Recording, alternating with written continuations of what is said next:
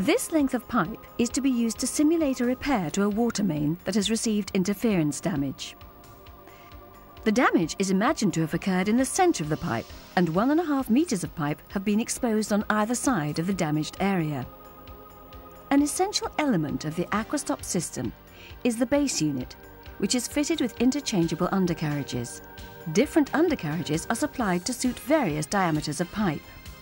The first task is to fit the bypass nipples at each end of the operation. The undercarriage is positioned on the pipe, followed by the base unit. Chains passed around the pipe secure the base unit in place and make a seal between the undercarriage and pipe. The base unit incorporates the valve that allows the interchange of canopies without leakage. Next, the cutting tapping tool is loaded into the drilling canopy, which is then fitted to the base unit. Although the cutting process can be power-driven, in this instance, the cut is being achieved manually. Inside the pipe, we can see the cutter emerging through the cement lining. A magnet inside the cutter retains the coupon, preventing it from being carried away along the pipe.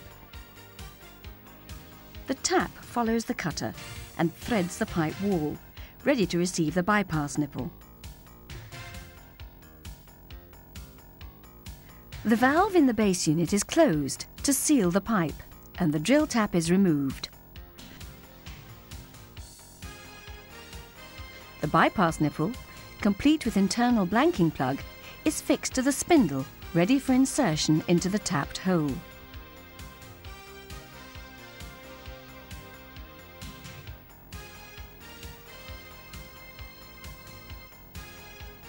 Once the blanked-off nipple is in place, the base unit and undercarriage are removed.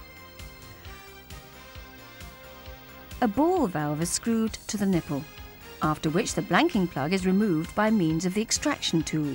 The valve is closed, enabling the tool and plug to be removed. This process is repeated at the downstream end of the operation, and the manifold fitted to the upstream nipple. A length of PE pipe completes the bypass. The valves are opened and the bypass is now functional. The base units are now repositioned inboard of the bypass nipples, and the pipe drilled and tapped in preparation for the bagging off operation. The two bagging off units and their fittings come in a strong wooden chest, easily handled by two operatives. The first bagging off unit is selected and made ready. Full instructions come with each kit. The first task is to remove one of the bags from its sterile packaging. In order to maintain strict cleanliness, the bags are not intended to be used more than once. The bag is fixed to the bag insertion tube and withdrawn into the bag tube. Next, a support blade head appropriate to the diameter of the pipe is fixed to the bag tube. Notice how the blades start to spread as the retaining nut is tightened. The actuator handle is fixed to the support blade spindle and tested to ensure the effective deployment of the support blades. The bag insertion tube is used to deploy the bag. The assembly is adjusted so that the direction of curvature of the bag spine will ensure its correct deployment. The indicator is adjusted so that the arrow points in the same direction as the emerging bag. The bag is now ready for its inflation test, after which a lubricant is sprayed over the bag to promote easy deployment and withdrawal into the bag tube. A hose coupling is inserted into the bag insertion tube to allow the bag to deflate so that it can be withdrawn back into the tube. The support blades are locked into the closed position and the bag tube withdrawn into the canopy. The bagging unit is then attached to the base unit. The base unit valve is opened and the support blade assembly lowered into the pipe. The blades are deployed ready to support the bag. The bag is then deployed. The whole process is repeated downstream so as to position the second bag ready for inflation. A unique feature of the Aquastop system is that the bags are inflated with sterile water. The bag pressure is continually and automatically controlled at a slightly higher pressure than that in the pipe by means of an intensifier unit. The intensifier is powered from a connection to the manifold. This means that whatever the pressure in the pipe, the pressure in the bags is always appropriate for effective sealing of the pipe.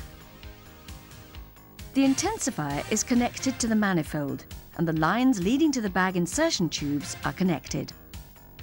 The intensifier valves are opened and the bags inflate, sealing the pipe on each side of the damaged area. This is the inflation process downstream of the damage, with the bag facing away from the camera. A light shone from the end of the pipe demonstrates the effectiveness of the seal. A stainless steel clamp has been placed around the pipe to simulate a repair to the damaged section. A connection between the manifold and the upstream bagging unit is used to fill and test the newly repaired section of pipe. This also equalises the pressure on each side of the inflated bags. Air can be bled from the downstream bagging unit. The feed valve on the intensifier unit is closed and the release valve opened to release the pressure within each bag.